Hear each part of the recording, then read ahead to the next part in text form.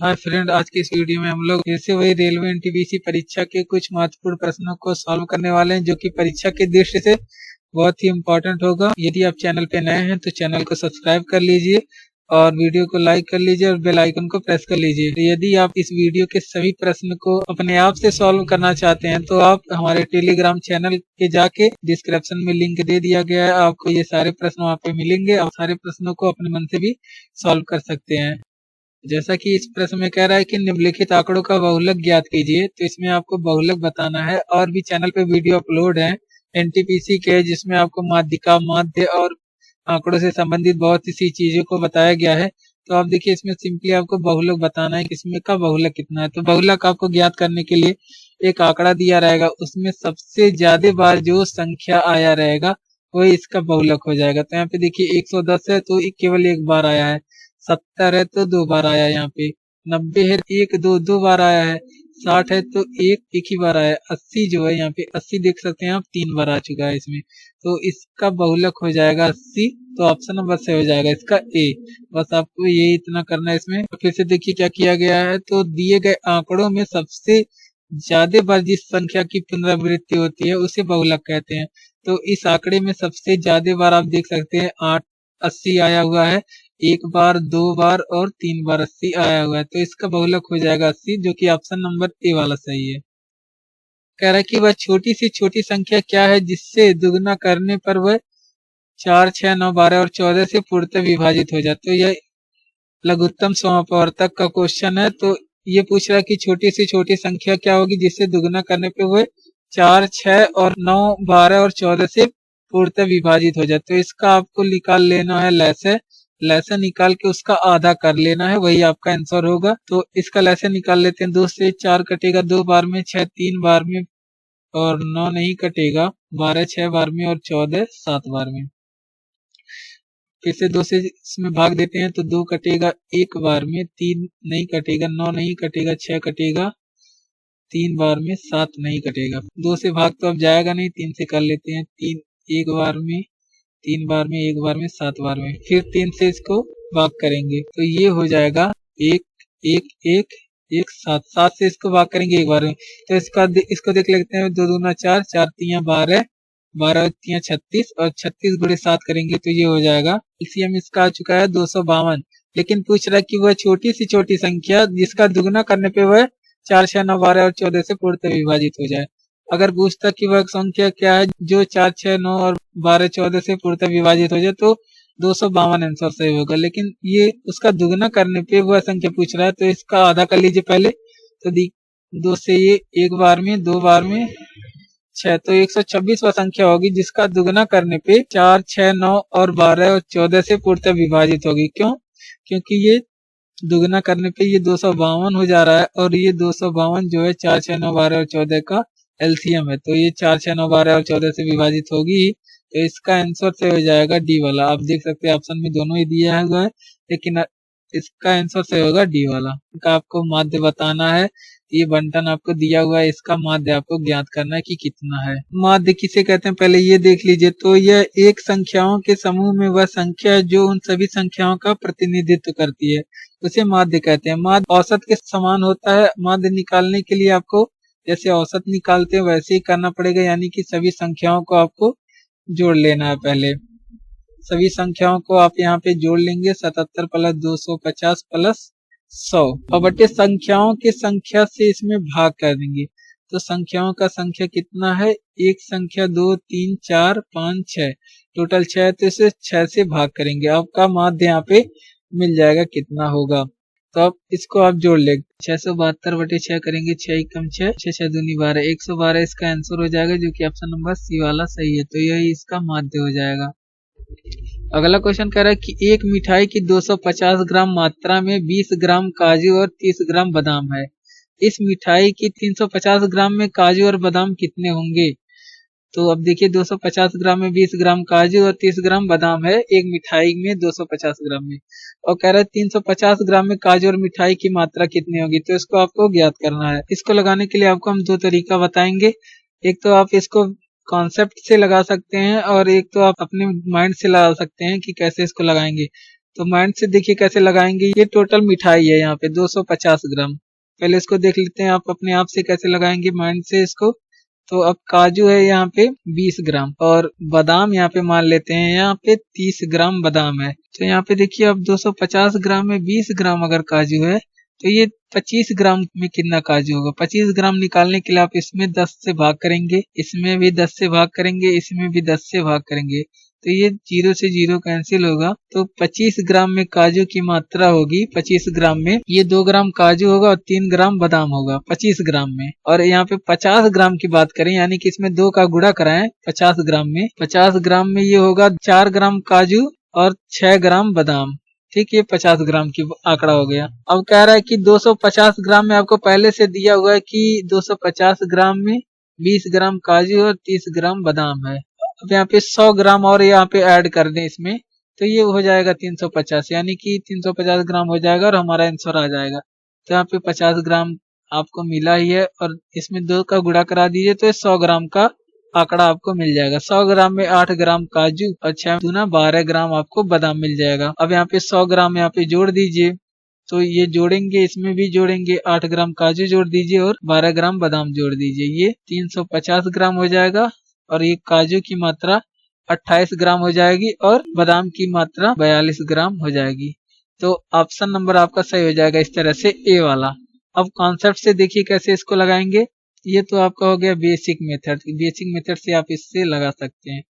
अब इसके पीछे आप मेथड क्या है लगाने का ये देखिए। अब ये क्वेश्चन कर रहा है कि मिठाई की 250 ग्राम मात्रा में 20 ग्राम काजू है, तो यहाँ पे देख लीजिए आप कितने प्रतिशत काजू है 250 ग्राम मात्रा में। तो 250 ग्राम मात्रा में 20 ग्राम काजू की मात्रा मान लेते हैं x प्रतिशत है, x प्रतिशत करके ये 20 के बराबर कर देते हैं। यहाँ से x की वैल्यू आप निकाल लेते हैं, तो 20 गुणे ये हो जाएगा 100 बटे 250। अब यहाँ पे 0 से 0 कैंसिल करेंगे, 25 से ये 4 बार में कटेगा, 4 का गुणा 2 में होगा तो x बराबर हो जाएगा 8 प्रतिशत, यानी कि इसमें 8 प्रतिशत क्या है, काजू है। ठीक, इसमें 8 प्रतिशत काजू है। अब 250 ग्राम में बादाम की मात्रा कितनी है ये इसको ज्ञात कर लेते हैं। तो 30 ग्राम है, प्रतिशत में कितना है तो उसको आप निकाल लेते हैं। मान लेते हैं कि 5 प्रतिशत है, तो यहाँ पे y बटे 100 करके उसको 30 के बराबर कर दीजिए। अब फिर y बराबर हो जाएगा, ये गुणे में जाएगा 30 गुणे 100 बटे 250 हो जाएगा ये। अब इसको आप कैंसिल करिए, 0 से 0 कैंसिल होगा, 25 से इसको काटेंगे, 4 बार में कटेगा, 4 का गुणा करेंगे, y बराबर यहाँ से आपको 12 मिल जाएगा। y बराबर आपको 12 प्रतिशत मिल गया यहाँ से। अब देखिए 350 ग्राम में 8 प्रतिशत काजू होगा और 12 प्रतिशत बादाम होगा, तो आप उसको निकाल सकते हैं। 350 का 8 प्रतिशत निकाल लीजिए तो ये हो जाएगा, 0 से 0 कैंसिल होगा, 5 से ये 2 बार में, 5 से ये 7 बार में और 2 से इसको काटेंगे, 4 बार में कटेगा, 7 गुणे 4 तो 7 चौक 28 होता है, यानी कि 28 ग्राम ये काजू हो जाएगा। इसमें बादाम की मात्रा निकालने के लिए 350 गुणे 12 करेंगे बटे 100, तो 0 से 0 कैंसिल हो जाएगा, 5 से ये 7 बार में, 5 से 2 बार में, 2 से ये 12, 6 बार में, 6 सते 42, यानी कि 28 ग्राम ये आप काजू हो जाएगा और 42 ग्राम ये बादाम हो जाएगा। तो ऑप्शन नंबर सही हो जाएगा आपका ए वाला। अगला प्रश्न कह रहा है यदि संगीता साधारण ब्याज की 4.5% वार्षिक दर पे 37,000 रुपए जमा करती है तो उसे 2 वर्ष बाद कितना धन प्राप्त होगा या कितनी राशि प्राप्त होगी। तो साधारण ब्याज बराबर फार्मूला होता है मूलधन जो जमा किया जाता है और दर जो उसपे वार्षिक दर होता है और समय जितना समय के लिए वो जमा किया जाता है बटे 100। अब इसी फार्मूले का यूज करके आप ब्याज निकाल लीजिए और फिर ब्याज को इसमें मूलधन में जोड़ दीजिए, आपको वो टोटल धनराशि जितनी प्राप्त होगी वो मिल जाएगी। तो यहाँ पे देखिए 37,000 रुपए है, 37,000 संगीता ने जमा किया और 4.5% ब्याज की दर से 2 वर्ष के लिए जमा किया बटे 100 कर दीजिए और यहाँ से ब्याज इसका निकाल लीजिए। तो अब इसको सॉल्व कर लीजिए। यहाँ पे देखिए दशमलव को आप यहाँ से रिमूव करेंगे, हटाएंगे तो यहाँ पे नीचे 1 जीरो और बढ़ जाएगा, तो 3 जीरो से 3 जीरो कैंसिल हो जाएगा और 37 गुणे 45 गुणे 2 कर लीजिए तो 45 दूना ये 90 हो जाएगा, 90 गुणे 37 करेंगे तो ये हो जाएगा 0, 9 7 63 का 3 हासिल 6, 3 का गुणा 9 में करेंगे 27 6 33, तो ये 3,333 हो जाएगा। और आपको कितनी धनराशि टोटल धनराशि बताना है तो यहाँ पे 37,000 इसका मूलधन था और इस पे ब्याज लगा है कितना 3330 का उसको इसमें ऐड करेंगे तो ये जितना इसको धनराशि मिलेगा वो मिल जाएगा आपको। 3 3 यहाँ पे 7 3 10 और 1 4, तो यहाँ पे टोटल 40,330 रुपये संगीता को प्राप्त होगा। तो बी वाला ऑप्शन इसका सही हो जाएगा। अगला क्वेश्चन बहुत ही बढ़िया क्वेश्चन है। उस क्वेश्चन को लगाने से पहले आप यदि सभी क्वेश्चन को अपने मन से एक बार पुनः सॉल्व करके प्रैक्टिस करना चाहते हैं तो आपको ये सारे क्वेश्चन हमारे टेलीग्राम चैनल पे मिल जाएंगे। आप वहां पे जाके इस क्वेश्चन को फिर से सॉल्व कर सकते हैं अपने मन से। चलिए क्वेश्चन को सॉल्व कर लेते हैं। कह रहा है कि एक निश्चित दूरी को कार P एक निश्चित दूरी को 66 किलोमीटर प्रति घंटा की चाल से 11 घंटे में तय करती है। तो यहाँ से इसकी दूरी निकाल लीजिए। एक दूरी को 66 किलोमीटर प्रति घंटा की चाल से, तो दूरी बराबर होता है चाल गुणे समय, आप सभी जानते हैं। तो 66 किलोमीटर प्रति घंटा की चाल से चल रही है और 11 घंटों में वो तय कर ले रही है। और ये दूरी आपका हो जाएगा 66 गुणे 11 करेंगे तो 726 किलोमीटर हो जाएगा ये दूरी। अब कह रहा है कि क्यों इतने ही समय में P की अपेक्षा 242 किलोमीटर अधिक दूरी, तो ये 726 किलोमीटर जो दूरी तय कर रही है इससे अधिक 242 किलोमीटर दूरी तय करता है कार P। तो 726 प्लस 242 आपको करना पड़ेगा, दोनों को जोड़ेंगे 6 2 8 4 2 6 6 2 9 सॉरी 7 2 9। ये कह रहा है कि 968 किलोमीटर की दूरी क्यों उतने ही समय में यानी कि 11 ही घंटों में तय करती है। तो इसकी चाल ज्ञात कीजिए। तो चाल बराबर होता है दूरी बटे समय। तो दूरी है 968 किलोमीटर, दूरी 968 किलोमीटर और समय है आपका 11 घंटा। तो इससे आप काटेंगे 11 8 88 8 पर जाएगा और फिर 11 8 88, तो 88 किलोमीटर प्रति घंटा इसका चाल हो जाएगा। तो ऑप्शन नंबर से हो जाएगा सी वाला। अगला क्वेश्चन भी बहुत ही बढ़िया क्वेश्चन है। कह रहा है कि निम्नलिखित तालिका में 2010 से 2013 यानी कि 2010 से 2013 अवधि के दौरान उपभोक्ता वस्तु डीलर के 4 डिवीजन द्वारा बेची गई वस्तुओं को निरूपित किया गया है। यहाँ पे डिवीजन दिया हुआ है 4, इसमें बेची गई वस्तुओं को निरूपित किया गया है। तो इसके आधार पे आपको प्रश्नों का उत्तर देना होगा। आपको टोटल 4 या 5 प्रश्न इस पे मिलेंगे। आप इस सारणी के सहायता से आप 4 या 5 क्वेश्चन का आंसर देंगे।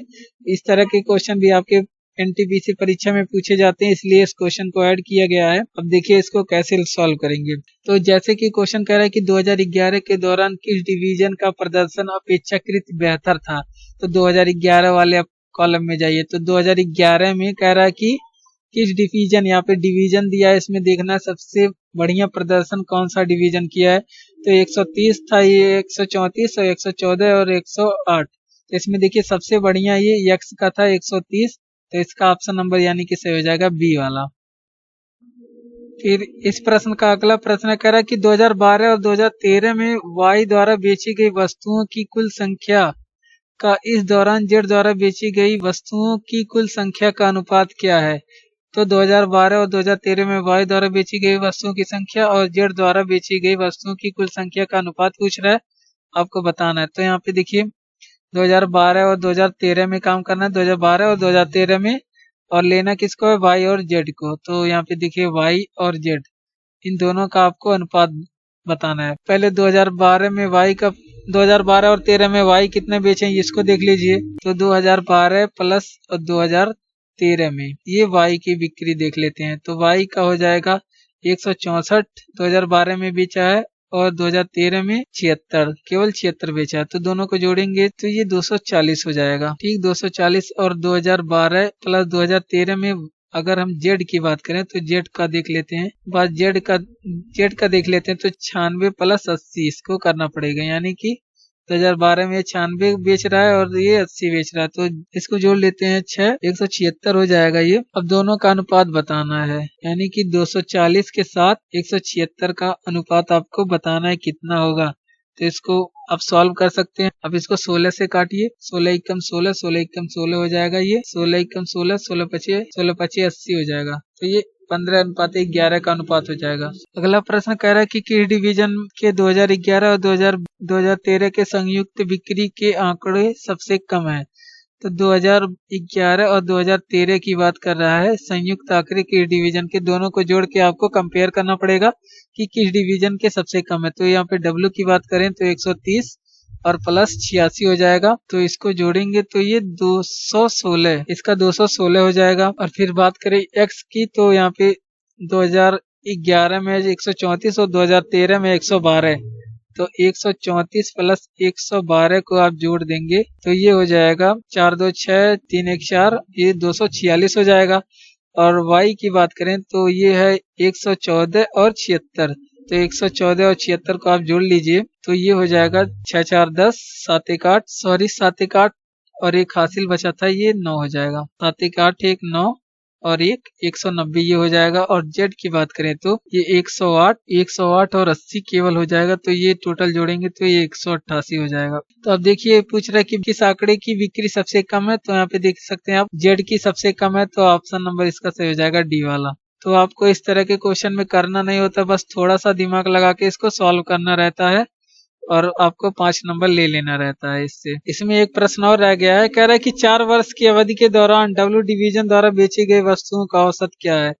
तो डब्ल्यू डिवीजन द्वारा बेची गई वस्तुओं का औसत चारों वर्ष में यानी कि 2010, 2011, 12 और 13 में ये डब्ल्यू द्वारा बेची गई वस्तुओं का औसत कितना है। तो 2010 में तो ये बेच रहा है 100 प्लस 2011 में 130 और 2012 में 140 और 2013 में वो केवल 86 बेच रहा है।